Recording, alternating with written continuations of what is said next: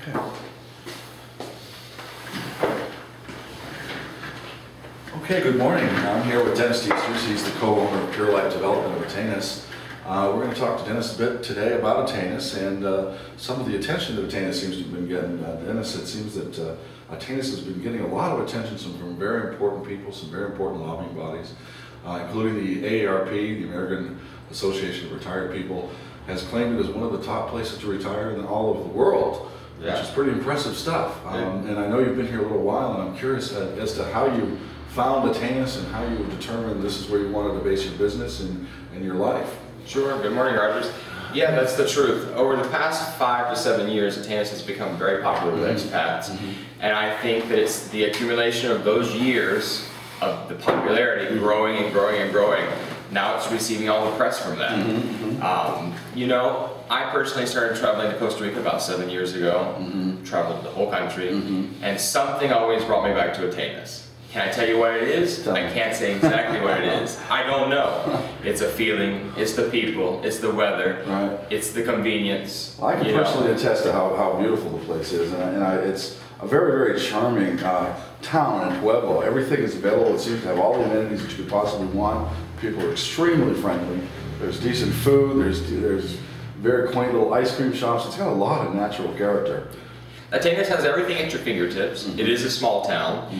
You can find literally everything in town that you would need. However, if you want more variety, you need to go to San Jose. Sure. But now with the new San Jose Caldera Highway, we can be in Escazú in 20-25 minutes max. Let's talk about the Caldera Highway. I'm not sure everybody that might be listening is familiar with it, but it's practically brand new. It's only opened when, in the last? This year. This year. It opened in January. And tell people a little bit what that means to this area. I mean, before it was really kind of difficult to get here, as opposed to this is a brand new modern highway that's only just opened, and it has really opened up this entire area to the center of San Jose and a lot of infrastructural things. Well, what happened is before we had the old Highway 3, or the Aguacate, as the Costa Ricans call it, and that's just a 2-lane winding mountain highway that goes from San Jose all the way over to the coast at Caldera. Sure.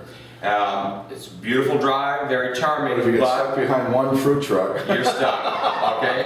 And what happened with the new Caldera Highway? This is something that started 30 years ago and just was finished this year. Fruition, And what happens is there's a big valley that opens up from San Jose all the way to the coast. And this highway basically runs through that more or less flat valley. Nothing is completely flat in this area of Costa Rica. So you basically have a big highway that is 2-lane, opens up to 4 lanes, some areas 6 lanes, so that the traffic can flow very easily from San Jose all the way down to the coast. One of the things that is interesting to me is the fact that the Caldera not only opened up to gringos, or perhaps people from the United States and Western countries that want to move here, but it's also opened it up to Ticos. Now Ticos are considering and moving from some of the wealthier inner city areas to Atenas. Is that what you're saying? It's a big trend because it's like everywhere else in the world. You grow up in the city, that's where the majority of your business, your industry, your banking, everything is in the big city, in the capital. And before you didn't have much of a choice because your driving time was 45 minutes or an hour to work, for example, from Atenas. But now with the new highway, you can live in Atenas and be to work in 20-25 minutes. And there's a lot of money in the Tico communities that's coming out here. Now, I guess one of the things you should understand about Atenas is, I think what makes it spectacular are the views. I mean, once you're out of town and just a little ways away and up, you are reaching and seeing some fantastic views, incredibly close to nature. A lot of the properties that I've seen with you are really, you feel like you're in a natural environment. You're not crowded with neighbors, etc. It was amazing to me, the views. Downtown Atenas is basically a small plateau, but around that it's surrounded by a ring of mountains. So basically 7 minutes driving from the center of town, you're up in the mountains again, and you're getting those amazing views.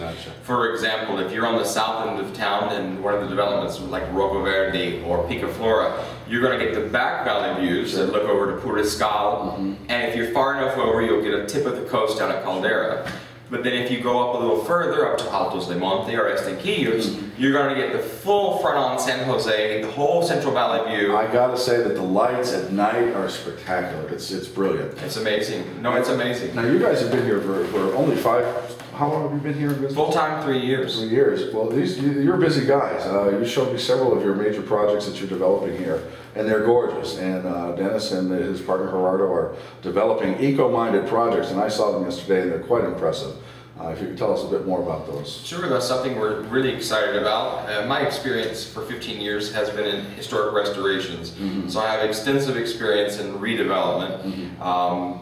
And our first project is a small project. It's called La Antigua del Valle. The inspiration for that was many trips to Antigua, Guatemala. I really love I love the colonial architecture. So the first development is going to be homes that are that colonial style. You don't see a lot of colonial style here, do you? It's not common. Some of the older houses in downtown you will find, in Heredia you will find a few houses, but it's not so common. And what is typical of a Spanish colonial is a U-shaped home with a center courtyard that is a garden. Then you have porches that wrap around that, and it allows for a freshness in the house. It allows for privacy. But we're doing a twist on that. We're adding all the windows and all the doors you need to take advantage of those spectacular views we have here. And then we're going to add other things. We're going to work with solar technology to add some power to the house. We're going to work with some recycled water systems. We have a great roofing material here that's made from the bags that they place over banana pods to keep bugs out. They take those and recycle them into a roofing material, and that's what we're going to be using. One of the things I found in my research is that Costa Rica is now getting green. It's really become a trend, but I mean, in years past, it was difficult to find those types of materials. Now you're seeing a lot more selections of things that are green-minded. Costa Rica is a perfect place to implement green-minded eco-projects because of the weather. Are you seeing a lot more green-style construction here? You're starting to see it more and more. There are a few small projects dotted here and there, like the one we're working on. I think the thing about it is now becoming more popular. We're more aware, we're more conscious around the world, but also it's become more accessible to people. It's become more affordable. When the idea of green and solar all first came out, it was so expensive. It was just untouchable for the average person. So I think all those prices have come down, and now we're trying to integrate those technologies into a house that will compare to other homes that aren't eco, but try to keep it close to the same price range. What a lot of people may not be aware of is that Costa Rica and its government has a very ambitious plan to become a carbon neutral country by the year 2035. It's one of only 4 that have attempted that bold claim. Now, one of the things that impressed me about your projects, Dennis, was that you're not crowding them. You were really tasteful in how you set up the lots. They're all good sized lots. They're all large. They're all very respectful for privacy. I see that you also have a second project that's close by the first one. You're very ambitious. What was behind? I mean, a lot of people would fit as many things as they could, but you took a very tasteful approach, I thought. Well, I don't want to be so altruistic, but I think in part we live in a beautiful country here. We are privileged to live in a country that has so much nature. Because coming from Florida, a lot of the nature, the native Florida, I'm native Floridian, a lot of the nature that my grandparents and great-grandparents knew doesn't exist anymore because of overdevelopment. It was trampled on. So that is part of the idea. I'm from the country. I remember having so many nice things to grow up with, just nature-wise. So I love that here. But also people come here with that mentality. They come here with a dream, and we have to sell them that dream. And that dream is tropical, lush, forest. There's so many things that go along with that, and that's what we try to provide for people. It's evident in the name of your company. Maybe you should explain exactly what Pure Life comes from. Pure Life, the base of that's the English version of Pura Vida. Pure Life.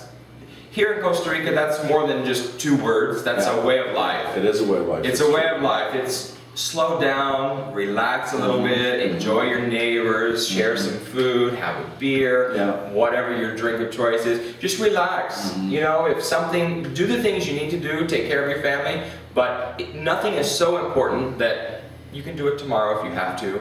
have to fit a little bit of enjoyment into each day. Well, I have to say that I get a real sense of peace and tranquility up here in Atenas. I live down by the beach, but here it seems to have everything.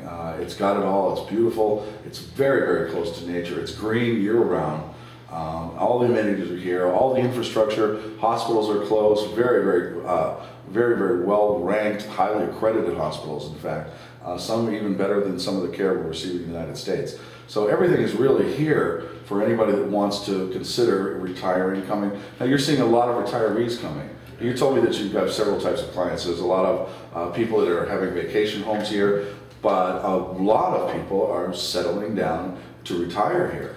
Go ahead. I would say the biggest majority of our clients are retirees. Really? I would say 80–85%. Or they are 5 years out from retiring. Yeah. So we see a lot of people in the 55 range coming, looking, getting ready. Pre-retirement. Pre-retirement planning. And then we have a few others just have a second home here for vacations, and a couple of younger families moving in as well. So, but that is the bulk of our category is retirement. Now, as far as like a long-range plan that the government or the municipality might have for this area, are they strict about trying to keep keep it tranquil and pristine? Yeah. Tell me a little bit. Atenas has a lot of protected area. Right. So you have to be careful in that sense. Right. And that's a really good thing. I think so too. Because there are many areas that you just can't go in and build whatever you want. There are many areas that you have to do a little bit of research on. But we have equal amounts of area that is perfect for development. So they've really taken the time to reserve some areas so that it will never be so overcrowded or turn into a capital city. That's what I like as well. Well, I must say, Dennis, I have to tell the people that might be viewing this right now that Dennis and his partner Gerardo are both great gentlemen and very personable and are running around. I can see them helping people in every little way they can possibly do, whether they're clients or not. So when you get to Atenas, Costa Rica, please look up Dennis and Gerardo. Their offices in downtown Atenas, and they will help you with anything you might need and answer your questions. Thanks. Thanks, Rogers. Very much appreciate it. Nice seeing you. Well, good. What do you think? We're off the cuff.